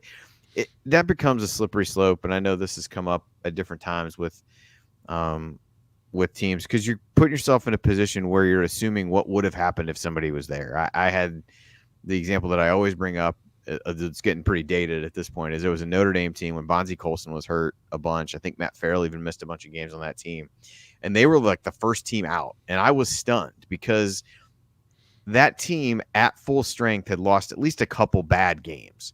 So how then can you assume, this is my thought process, maybe not the committee's, but how then if the team has shown you that they have the ability to lose to quote unquote inferior teams at full strength, how can you give them a whole bunch of credit when those guys come back, if those guys come back later and then you discount the losses they took during the middle of the season because, they might not have lost those games. Well, you don't know that. They've shown that they would lose some of those games. And so I think where it gets hung up, and I think that team, I might be wrong, like they came back for the ACC tournament, or Colson came back for the ACC tournament, and they played pretty well.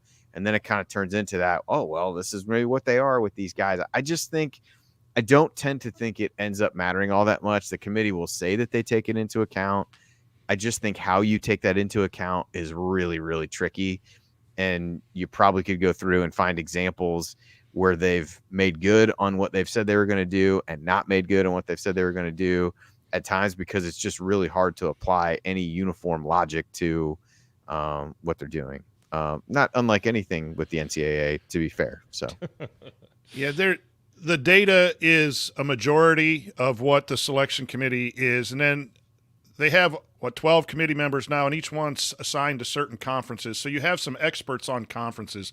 Where it does come into play is when there's any question about Indiana, and they're debating Indiana between a couple teams in that room, and they need to have something that's, they're close. Indiana leads in these data points, and someone else leads in these data points. So they go to the committee people who watched Indiana, and they're like, they did get a couple road wins, but Illinois, that was after Shannon. That may sway 6 people on the committee to choose the team that Indiana's up against. That's the only way. And there's so many 1-game injuries, 2-game injuries that you would almost have to discount any. Does Kansas get knocked down because X wasn't playing? They came into Indiana, a Big Ten Power 6 school, and won a game on the road. they beat Indiana, who showed up. And so I don't think it matters as much as all the media and all the attention. Now we look for every little piece. But I do think it matters some when that committee is discussing teams that Andy and I can't look at the Sagarin ranking and all of this and try to make sense. There is a little bit of, it's not the eye test, but it is a little bit of discussion about how they got to where they got. I think that happens with the buckets. If you beat Nebraska and they're 71 and then they go to 77, and so it moves from a quad 1 to a quad 2, I do think the committee just doesn't say, well, it's a quad 2, and they're going to look at those a little bit more than just the raw data. And that's what we miss sometimes as bracketologists, because we're not in that room. So maybe fair to say that something like that it might be used more as like a tiebreaker between teams that are like really close and all the other stuff, and then you might look at it and it's like, well, okay, now we're trying to split hairs. Well, when they beat Illinois, they didn't have Shannon, and they, they played bad early in the season. So that's when then some of that stuff might start to come up. In a very minute way, though. I don't think it's as major as, in just small instances where it's real close. Does that kind of discussion?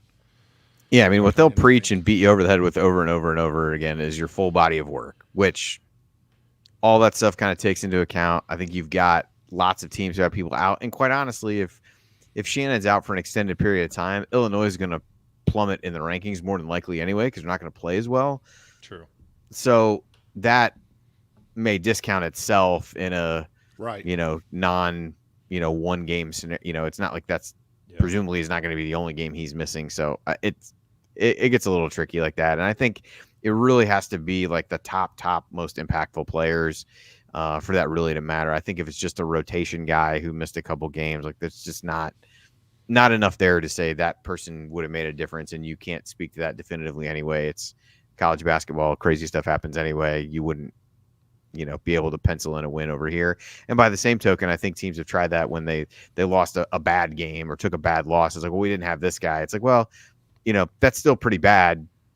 Does it really matter that much? So it always generates a lot of discussion, but I don't think means a whole lot in the end in too many cases that I can think back to. Okay. Andy, let's get one more question here with you while you're here. Jeffrey asks, when do we anticipate X returning, if at all, this season? Certainly expect him to return this season. Sounds like he's getting closer. I don't think he's going to play tomorrow.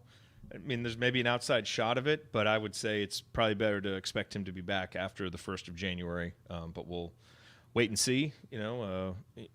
Look about 90 minutes before game time tomorrow, and you'll probably have your answer.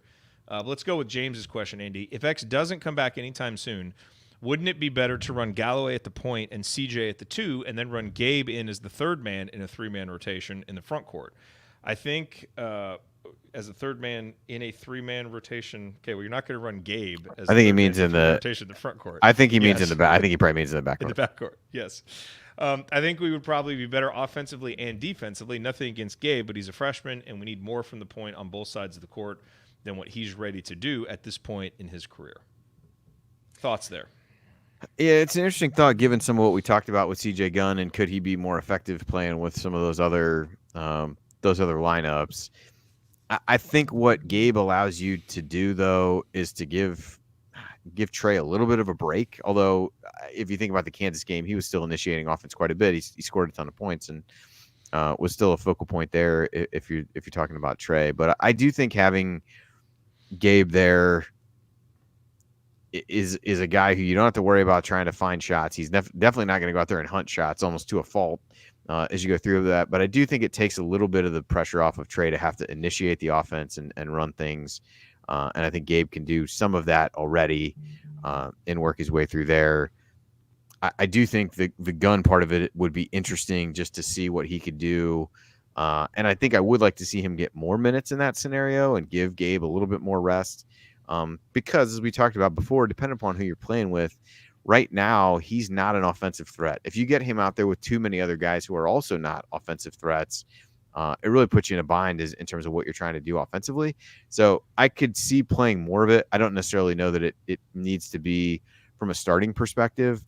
I think what Gabe and CJ both give you is guys who are pretty pretty good on-ball defenders and have acquitted themselves relatively well in some of those situations. So, wouldn't mind seeing CJ get more minutes there, but I don't know that it necessarily has to be in a starting capacity.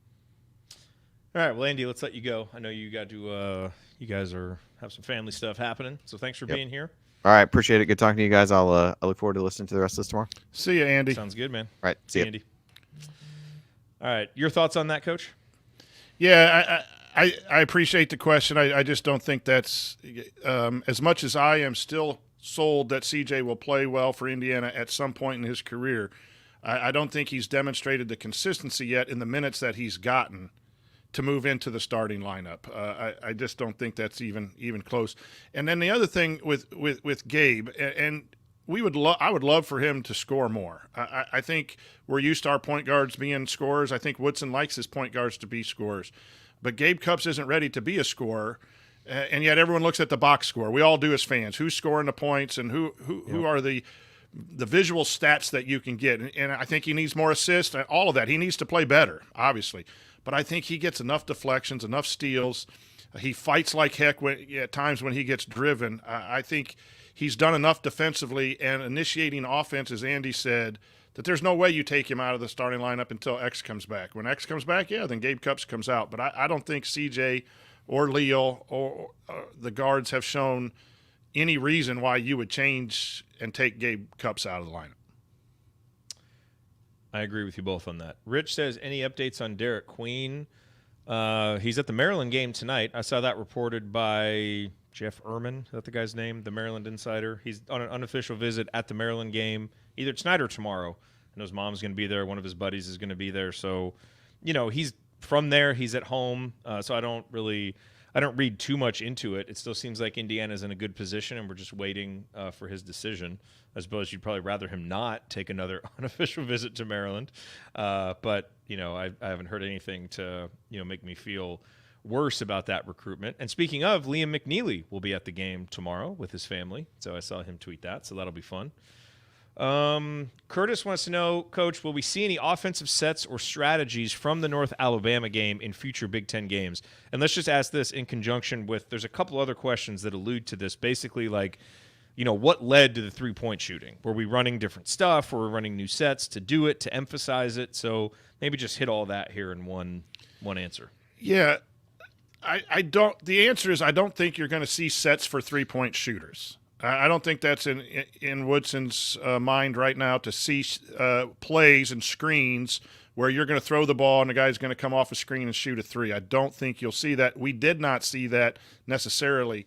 There is one. They do a staggered double for Mbako. They bring him out where if they wanted to do that, they could. They've shown that. But as far as adding sets, what they did add and what they do well is they move people better in the North Alabama game, but they move people better to get isolation plays, drive closeouts, throw the ball in the post, make it easier for the post to make a move, and still do what Coach Woodson wants. And I'm all for that. I would like to see shooters, but until we have shooters, I'm not sure you won't run a lot of sets for shooters.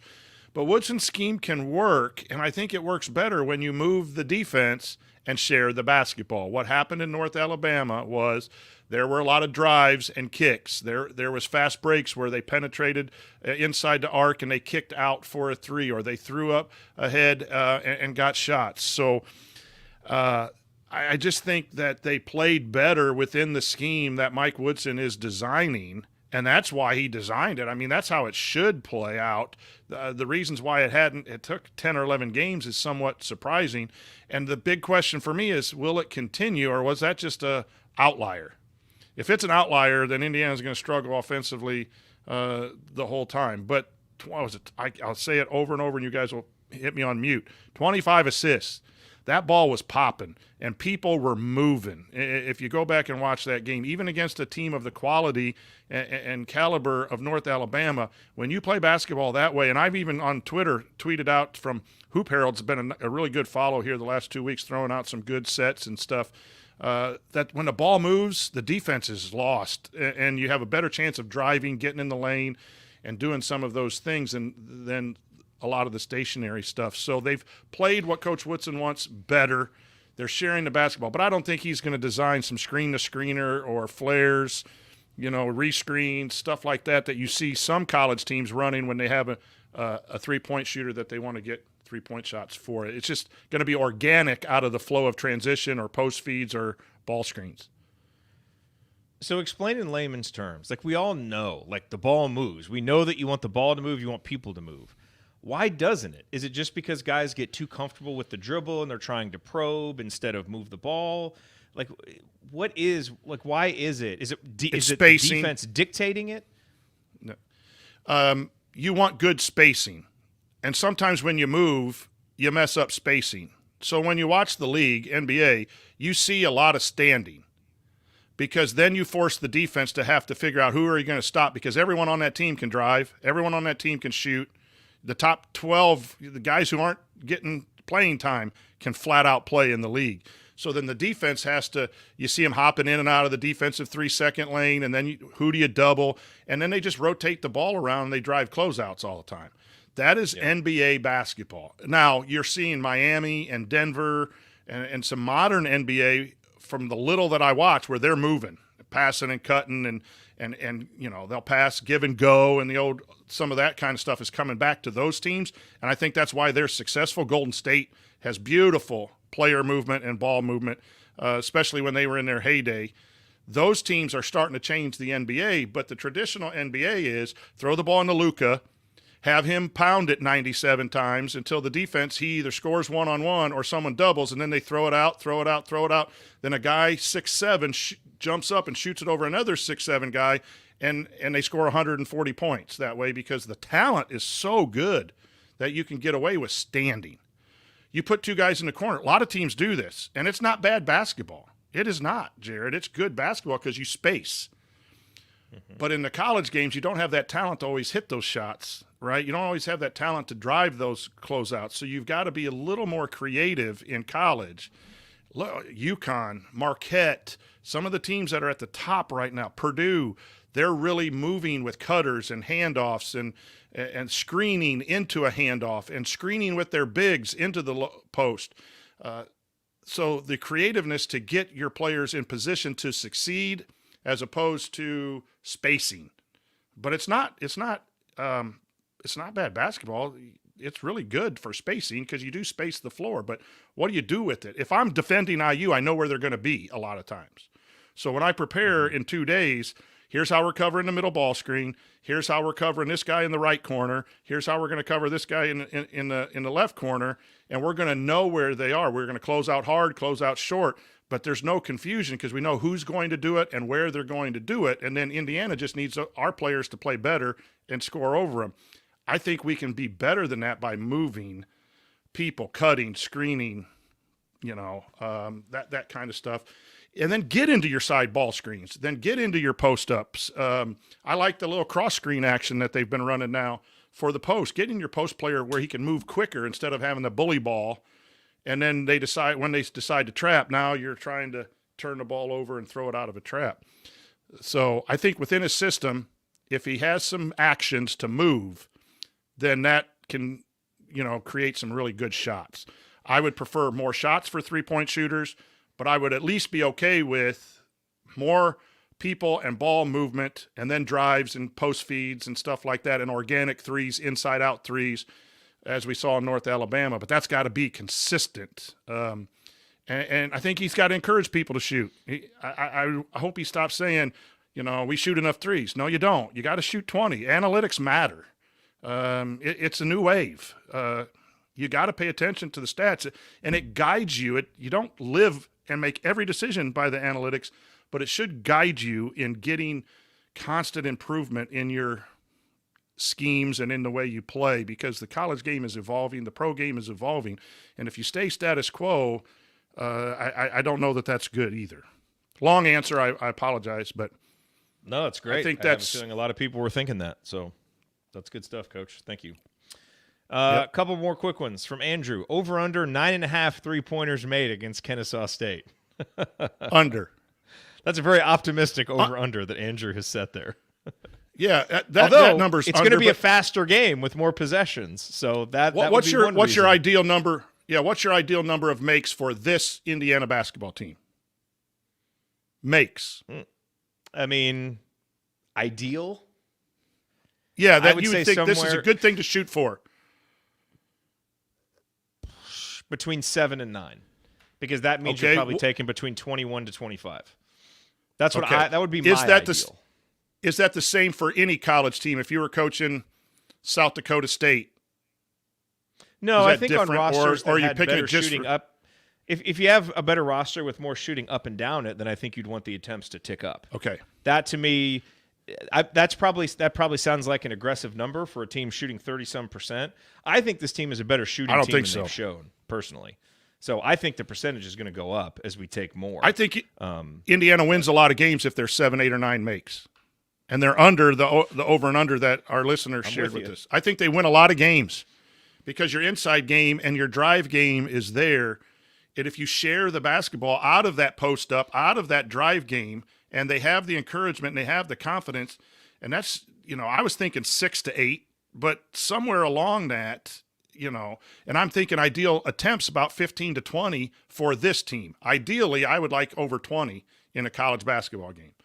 But I think if you told me IU would get 15 or more going forward and made 6 or more going forward, we'll be in most games with a chance to win. I don't think you can go 2 for 7 or 3 for 8 and be a winning basketball team in the Big Ten. Certain matchups, maybe in the Big Ten because it plods. Not enough. Right. Yep. Not enough. All right, last question from Valerie. How many people got IU gifts for Christmas? So let us know in the chat. I would like to take a moment here real quick and just laud my brother who just came through with – he's like big into sports cards. I'm not huge into sports cards, but he came through. He got me this Trayce Jackson-Davis card, which is phenomenal. This Victor Oladipo card, and these are like high-quality, incredible cards. Another Trayce, a couple of Isaiah Thomases, but, Coach, the crown jewels. Let me hold on a second. Do I have a drum roll? Maybe I don't even have. Oh, yeah, I do. Here we go.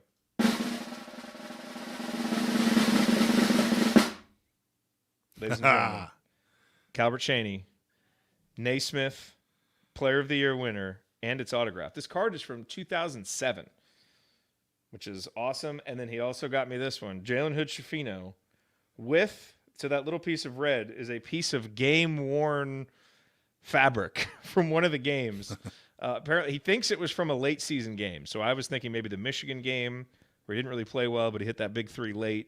So that's what I'm going to say for this one. But some pretty cool stuff. I wasn't like, I would never tell anybody, get me cards. But when I opened these, I was super excited to get them. So kudos to my bro. Those are the best gifts coming through. They are. Yeah. You know, like you're not expecting them, but yeah. But he knows me well enough to know that would be special. So yeah, that was that's good cool. stuff.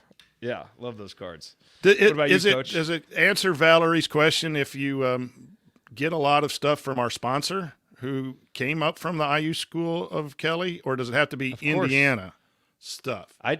Absolutely. We have it. We have it. I don't know if I should. Your kids aren't up, aren't they? But we have a tradition here where I get some Santa Claus gifts, and no one knows about it except me. So I don't know when Santa drops them off, but Santa went to HomeField and surprised the family with the number of gifts that were under the tree. Very nice. So that's my connection to IU. Yeah, I got a couple coffee mugs. My students are really good at that too. I get some T-shirts every once in a while. That's always fun. Get a keychain. I think one time I got a bottle opener from a student, an IU bottle opener. Really? Yeah. That's awesome. I know what they did in high school. Yeah. They probably used it on a Friday night before they gave it to me to test it out. They probably did. Well, I hope everybody had an awesome holiday. And obviously I hope everybody has a good New Year's Eve. But we're going to talk to you before then because we've got the show coming up tomorrow. So that is going to do it for us on this week's edition of the Assembly Call. If you want to see us do the show live, join us at assemblycall.com on Thursday nights for the live broadcast of our Assembly Call radio recording.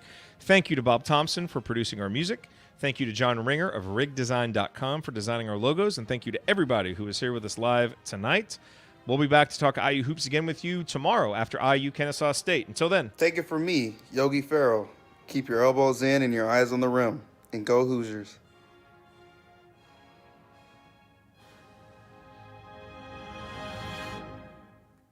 All right, I got to get out of here, folks. Thank you. Shoot the ball. Thank you. Thanks for coming out. Here I come, Mrs. Stansoni. All right. Good stuff. That was fun. And now we turn around and do it tomorrow. It may just be you and me tomorrow, Coach, on the postgame. Yeah, show. that's what I've gathered. I'll see if anybody else is available. Andy's out, and did Ryan say? I don't know. Maybe Ryan. Yeah, I think he's out. He say he was out. Maybe he's out. Okay, so we'll figure it out. We will figure it out. Let's go watch Trayce. From the looks of the chat, it sounded like he was off to a good start, which is good. I was watching the Bulls game. I got to put that on the old TV. Forget the Bulls. Get Trayce on there. They're playing the Pacers, though. Oh, they're playing the Pacers. Yeah. Okay, well, never mind. Yeah. Okay. It's That's over. Fair. Oh, That's Miami fair. Heat. I talked see some good basketball here. Jaime Jaquez, man. Sometimes, it's interesting, Coach. I do like following NBA draft stuff, just, especially when Indiana, has guys, and we've had some draftable guys the last few years, so I've paid more attention to it. You're really starting to see, and Sam Vecini talks about this a lot, you're really starting to see teams, and then, a natural byproduct of that then is the draft analysts, really just value more guys who can play basketball, for lack of a better term. Like Jaime Jaquez, who doesn't have the measurables, he's just a basketball player. And Trayce was a guy who kind of had the reputation, okay, he's got the measurables, and then became just an outstanding basketball player who could just do so many things. And so you're seeing a guy like Reed Shepherd from Kentucky, who was not on anybody's draft board coming into the season, and now people are talking about him as a top 10 pick. Because, he's a little bit slow. He can't do this. He can't do that. But he knows how to move the ball. He can make open shots. He's smart. He can deflect. He can get deflections to help make up for when he gets beat defensively. And you're really starting to see people value that more. Just, hey, who's You're the seeing guy that teams we can plug do that. into our rotation that might not be a star, but they can play. And they can help highlight they can help showcase whoever your star is because they just make the right plays and they can make shots. Yeah.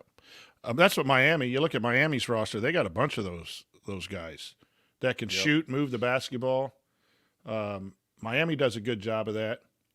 And then too, the knock on Trayce was he's got to develop a shot to get the NBA. Well, no, there's a rim runner role in the NBA. Yep. Block shots, set ball screens, roll to the rim, and play out of that dunker spot.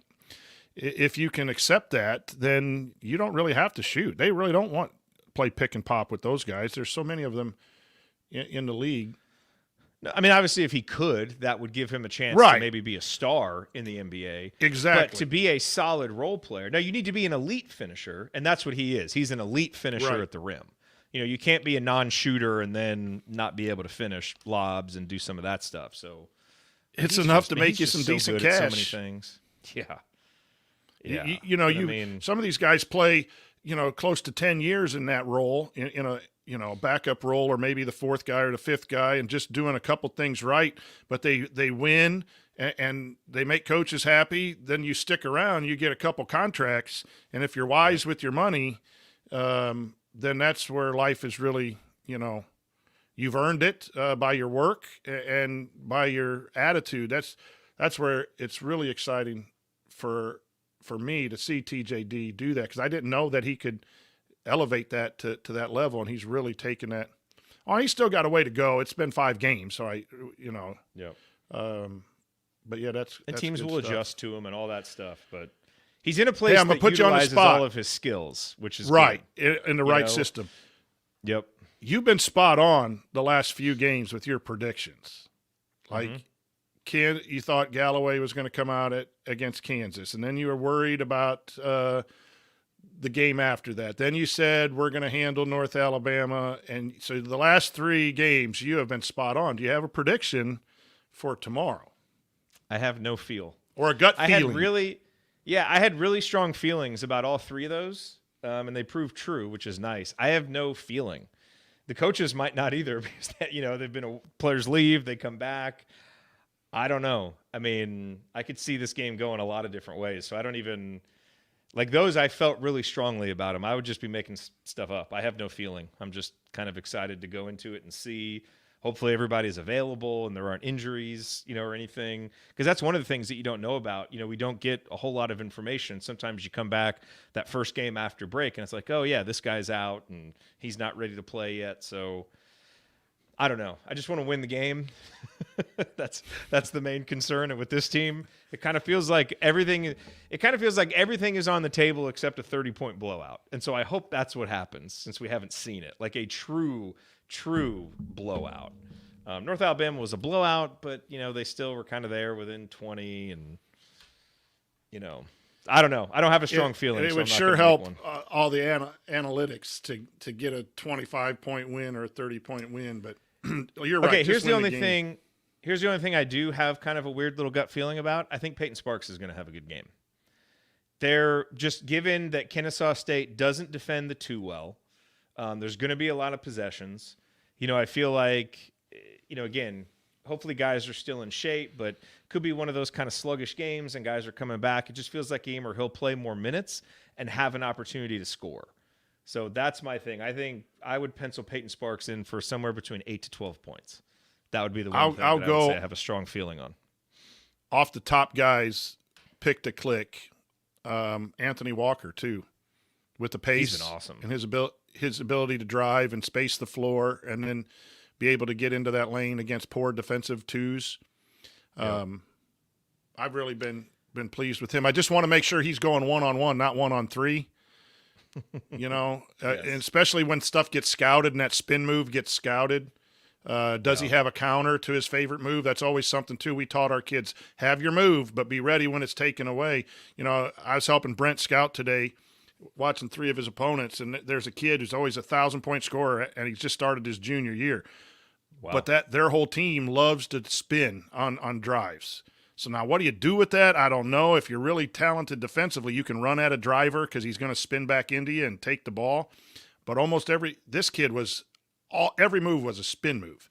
And if people do their due diligence, especially in college where they do, then you're going to see some different schemes where they're going to play for some of that. But he's been really, really, really good energy-wise. And that's a game tomorrow after the holiday is going to be one of them lull games again, too, where you're going to need a juice guy. And Gabe and Walker are the couple guys. Galloway does it, too. But the unsung part of our roster, those two guys need to bring the juice.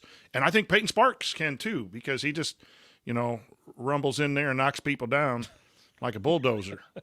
It's a good way to that don't get people riled up, Get the hell out of my way. I'm going to score.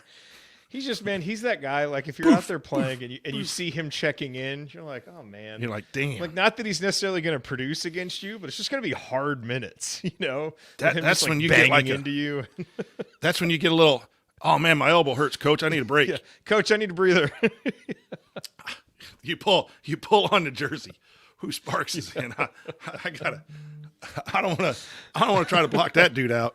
No, you do not. Right. And the last thing, I got a question for you, Galen. Yeah. Yes.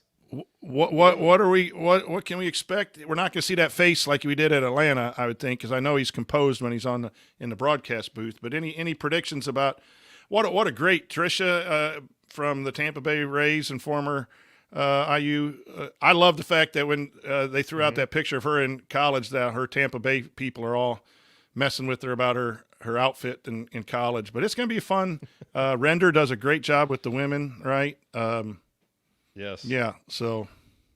Yeah, what might we hear? Any predictions on the call? This IU team blows on defense.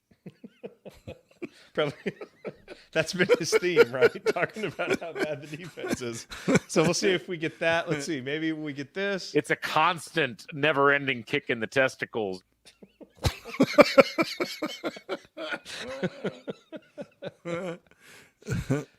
That would be roster Big Ten management Network. is undefeated. Yeah. I don't know. I'm curious, I mean, obviously Galen is going to take it very seriously and do a great job. Right. I'm just really curious if he drops any Easter eggs that the longtime listeners of Crimson Cast or from our little chats. I wonder if there'll be anything in there. Will he drop in a Bison reference? I doubt it. I don't think he wants to be controversial. But I'm very curious. It's going to be great. I'm so excited that he's on there. And Austin does a great job on the women's games, and Trish is awesome. So this is going to be, it's fun. I feel like this is what BTN Plus should do to kind of jazz some of this stuff up a little bit, I mean, the normal students that they put on there do a wonderful job too, but I'm glad that they're just kind of doing something a little bit different and having some fun with it. So should be a lot of fun. And what would be really fun is if both Galen and Scott were on the broadcast. That would be no one would go. They would all just stay at home, go to the bar, have them turn up the sound. Dude, what am I talking about? His simulcast thing the other day was great. Yeah, I'm sorry, I'm talking over him all the time, but no. I really enjoyed that. It was. I think I got too pissed. Dude, I got too pissed and shut it off, but because I just was frustrated with that game. But I think that's an interesting idea. It is. I listened to it after the fact and actually found it, knowing what the results of the game was, it was really fun, like watching Galen's mood just like steadily drop as you realize, wait, we're not playing well here. This team is coming back on us. So, yeah. Yeah, we do need a Galen and Scott broadcast sometime. That would be what's this one? Coverdale's like a real early James Harden. Oh yeah. Keystone Light. I don't know why I have these. Anyway, so all right, we'll see you tomorrow. Galen tomorrow. Have a good one, everybody. Peace, everyone. See y'all.